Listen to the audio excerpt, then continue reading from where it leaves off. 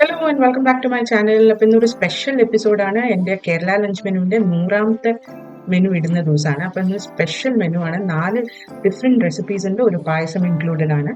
അപ്പോൾ ഇതിൻ്റെ ingredients list താഴെ കൊടുത്തിട്ടുണ്ട്. എൻ്റെ ചാനൽ സബ്സ്ക്രൈബ് ചെയ്ത് എൻ്റെ വീഡിയോസ് കണ്ട് എന്നെ എൻകറേജ് ചെയ്ത് എല്ലാവർക്കും താങ്ക് യു. സബ്സ്ക്രൈബ് ചെയ്യാതെ കണ്ടവർ ദയവായി സബ്സ്ക്രൈബ് ചെയ്യുക, ബെൽ ബട്ടൺ ക്ലിക്ക് ചെയ്യുക. അപ്പോൾ ഇതേപോലത്തെ നിറയെ റെസിപ്പി വീഡിയോസ് നിങ്ങൾക്ക് എൻ്റെ ചാനലിൽ കാണാൻ കിട്ടും. അപ്പോൾ നമുക്ക് ഈ 4 റെസിപ്പീസിലേക്ക് പെട്ടെന്ന് കിടക്കാം.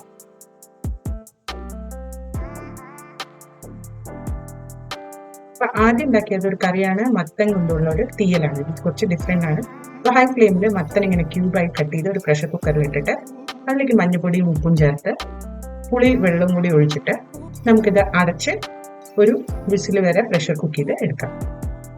അപ്പോൾ ഇത് പ്രഷർ കുക്ക് ആവുന്ന സമയം കൊണ്ട് നമുക്കൊരു തീയലിന്റെ മസാല ഉണ്ടാക്കാം.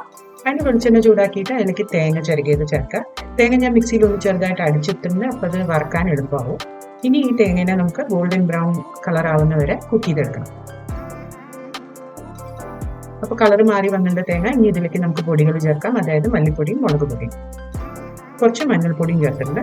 ഇനി ഇതെല്ലാം കൂടെ മിക്സ് ചെയ്തിട്ട് നന്നായിട്ട് തേങ്ങ മൂപ്പിച്ചെടുത്തു കഴിഞ്ഞാൽ നമ്മുടെ തീയലിന്റെ മസാല റെഡിയാവും.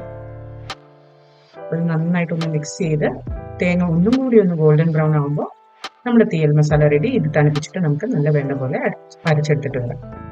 അപ്പോൾ പ്രഷർ റിലീസ് ചെയ്തതിന് ശേഷം ഞാൻ ആ പ്രഷർ കുക്കർ തിരിച്ചും അടുപ്പത്ത് വെച്ചിട്ടുണ്ട്. അതൊന്ന് തിളച്ച് വരുമ്പോൾ അതിലേക്ക് നമ്മൾ അരച്ചു വെച്ച മസാല ചേർത്ത് കൊടുക്കാം. അതൊന്ന് നന്നായിട്ട് ഒരു 5 മിനിറ്റ് തിളയ്ക്കാൻ അനുവദിക്കാം. 5 മിനിറ്റ് നന്നായിട്ട് തിളച്ച് കഴിയുമ്പോൾ ഇതിലേക്ക് വെളിച്ചെണ്ണയിൽ കടുക്, ഉലുവ, കുറച്ച് ജീരകം, ചുവന്ന മുളക്, കരിവേപ്പില ഇത്രയും വറുത്തത് ആഡ് ചെയ്ത് കൊടുത്താൽ നമ്മുടെ മത്തൻ തീയൽ റെഡി.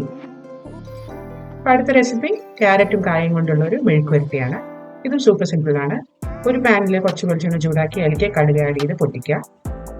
കടുക് നല്ലപോലെ പൊട്ടി വരുമ്പോൾ അതിലേക്ക് ചെറിയ ഉള്ളി സ്ലൈസ് ചെയ്തതും കുറച്ച് കരിവേപ്പിലയും കൂടെ ചേർത്ത് കൊടുക്കാം.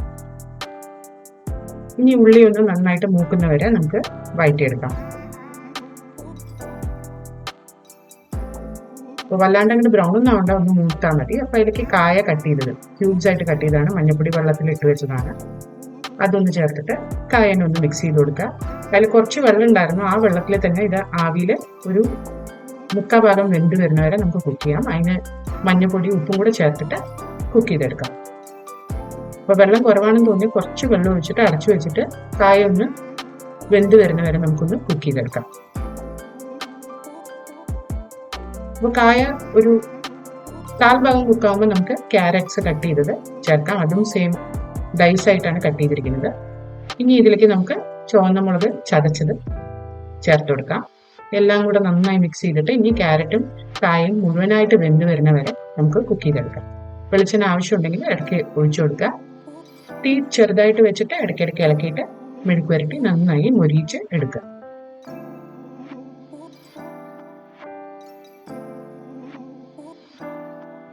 അപ്പൊ അങ്ങനെ ചെറിയ തീയിൽ നന്നായി മുരിച്ചിട്ട് നമ്മുടെ മെഴുക്കുവരട്ടി റെഡിയായിട്ട് ഇത് മാറ്റി വയ്ക്കാം.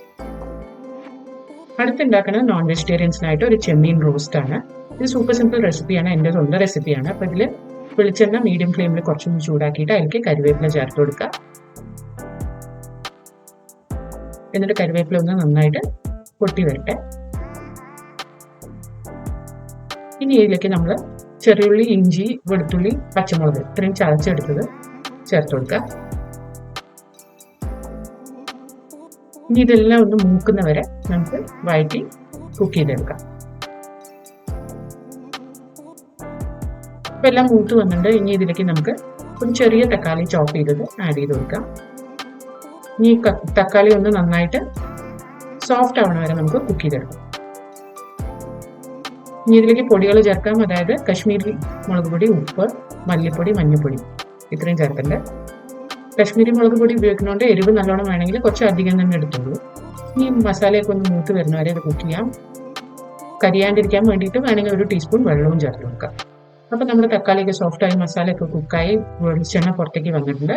ഇനി ഇതിലേക്ക് നമുക്ക് പ്രോൺസ് ആഡ് ചെയ്യാം. പ്രോൺസിനെ കുറച്ച് മഞ്ഞൾപ്പൊടി, കുറച്ച് ഉപ്പ്, വിനാഗിരിയിലും മാരിനേറ്റ് ചെയ്ത് വെച്ചതാണ്. ഇനി തീ കൂട്ടിയിട്ട് ഒരു 5 മിനിറ്റ് നേരം ഈ പ്രോൺസിനെ ഒന്ന് കുക്ക് ചെയ്യണം.